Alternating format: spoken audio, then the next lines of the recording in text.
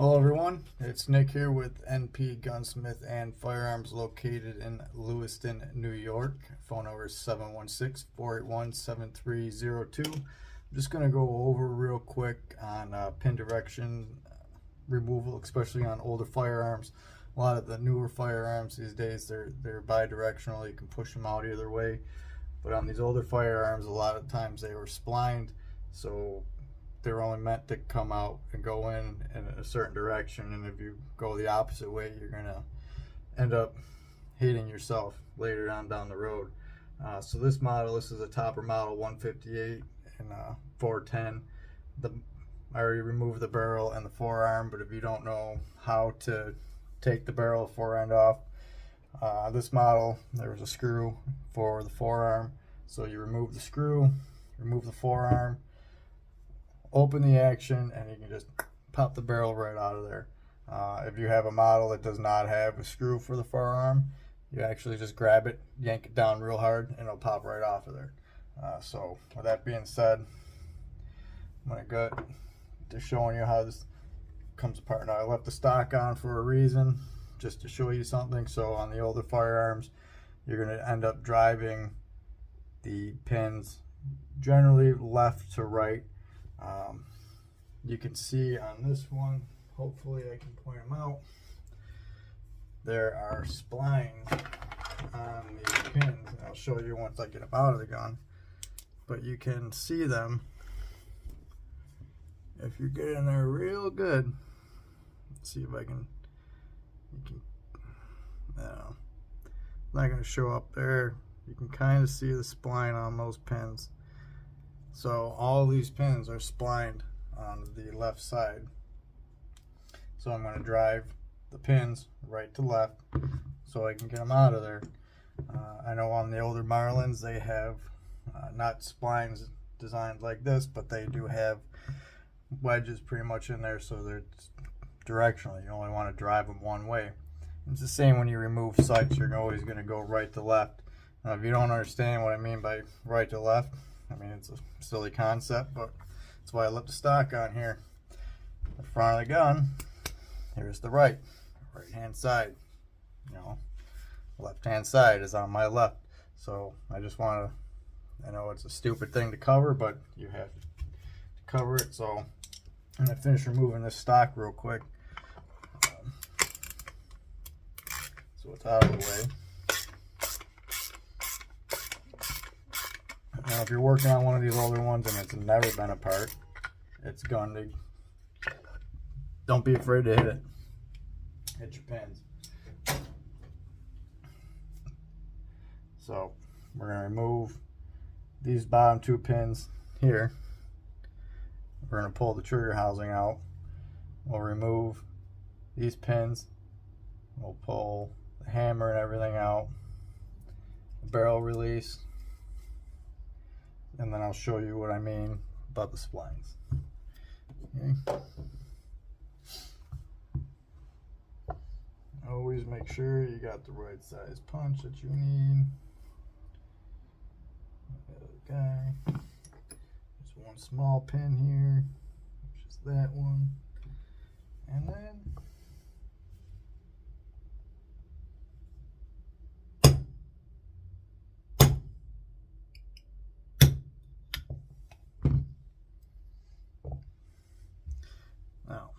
see if I can get these splines to shine up here. You can see those splines on that pin. Okay, you can see why you don't want to drive against, push them out the wrong way. So you're gonna make those holes a little bigger than they need to be, and then your pin's gonna really fight you on the backside when you try to push it all the way through. And when you disassemble these, the rest of these bigger pins are all the same diameter, but the pin for the trigger housing is slightly longer on these models. Okay, so just keep that in mind when you go to reassemble it.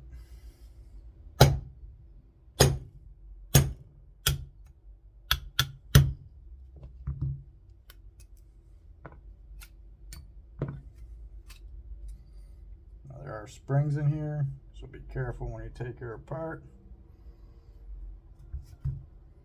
There's 2 springs on the trigger housing, one behind the trigger itself and one here. So when you pull those apart, just make sure you don't launch anything. Set those parts aside.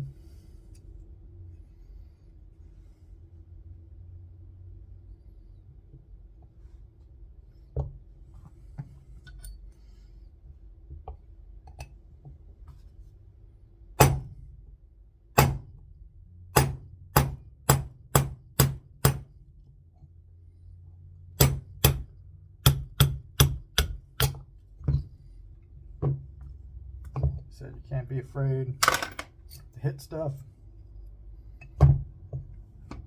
This gun's more than likely never been taken apart.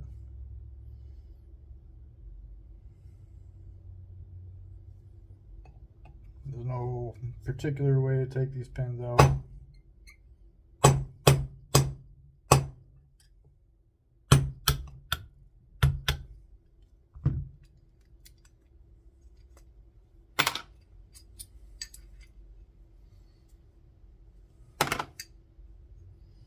When you go ahead and take your hammer, there's a spring that is on your hammer, so remember the orientation of how that spring sits in there, so your hammer works properly when you go to put it back together, or you'll just be taking it apart again.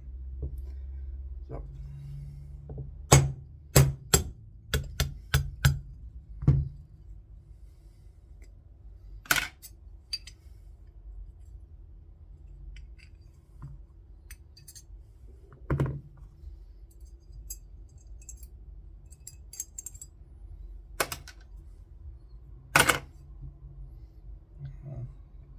pop the firing pin out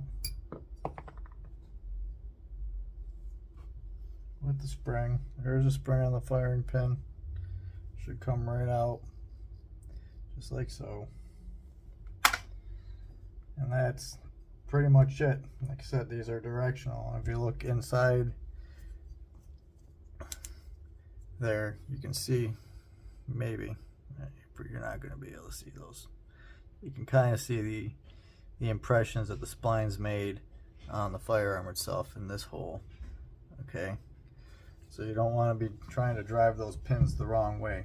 So just, especially if you're working on older firearms, just drive the pins right to left, unless you can physically tell that it's splined on the right hand side. You don't want to make the holes bigger than they need to be. You don't want to fight yourself. That's what's going to happen if you drive the pins the wrong way. So a lot of the newer firearms are bi-directional. You can push them either way. On these older ones, you don't have that option. They're directional. Okay, so you want to make sure you're pushing the pins the proper way, so you don't mess up the holes in the receiver you're working on. You don't mess up any of the internal parts by trying to drive a pin through it that shouldn't be driven through that way. So I'm going to get all this cleaned up, and then maybe I'll be back, maybe I won't. See if I make another video about going back together. These are simple to go back together, but they can be a little tricky if you don't pay attention to what you're doing. So, thank you. Bye.